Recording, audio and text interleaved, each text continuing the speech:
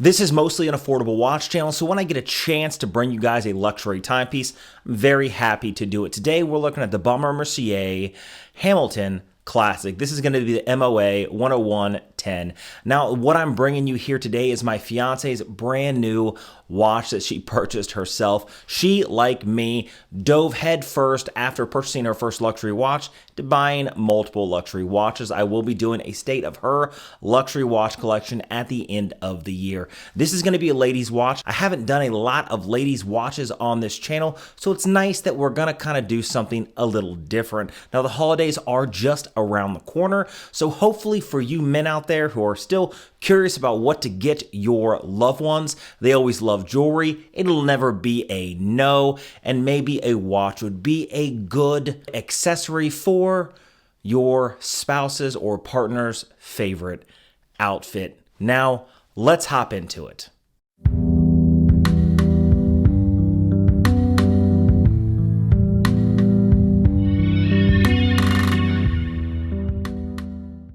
So I know exactly what this watch is, and it is a very, very beautiful watch. Now, this thing retails for about $2,200 to $2,500 US. She picked it up for about $2,000. They don't make this one anymore. This is the Hampton Classic, the MOA 10110.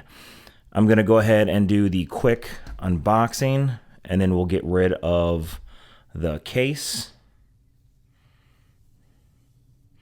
And why she wanted this watch so bad is because it wraps around as sort of a bracelet and a watch at the same time. Okay, and here is the Baumé Mercier in all of its glory. Again, this is the Hampton Classic. This thing is solid 316L stainless steel, comes in at 34.5 millimeters long, 22 millimeters in width, and 9 millimeters in thickness. High polish throughout, which means this thing is a fingerprint magnet, but most watches like this kind of are, right? You want something that's kind of can be dressed up and dressed down, so generally you do the high polished. It does have some brushed finishing just next to the lugs right here. It actually is a nice kind of break, especially with the dial of this watch. It does have sort of like a satin steel dial with rose gold accents along the indices, and of course the sword hands there. Baumé and Mercier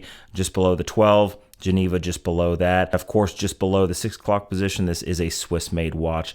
Now, the reason why she really loved this watch was because of the strap. The strap is extra long and curls around sort of like a bracelet with the watch.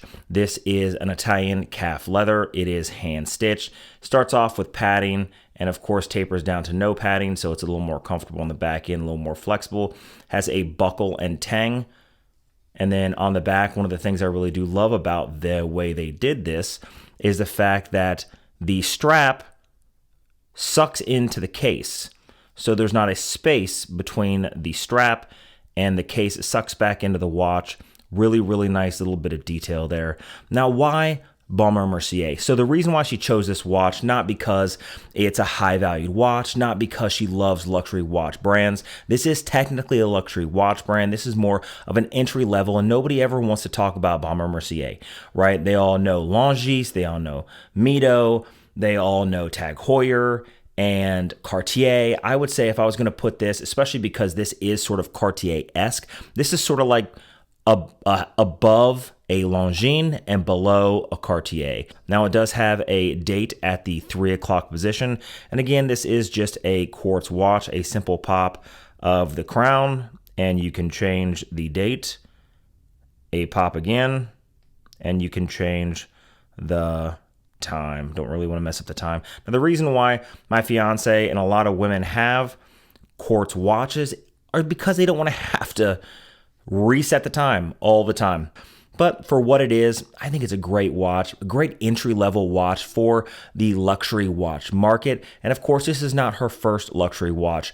I'm going to do a follow-up video coming up with her entire luxury watch collection, which is funny because last year I bought her first luxury watch, the Cartier, and she's already bought 3 more luxury watches since then. So what do you guys think? I'll show you guys what it looks like on her wrist right here. Just a beautiful watch, very elegant. Of course, this is not a super dressy watch, although I can change the strap to a black leather strap. It would dress it up quite a bit.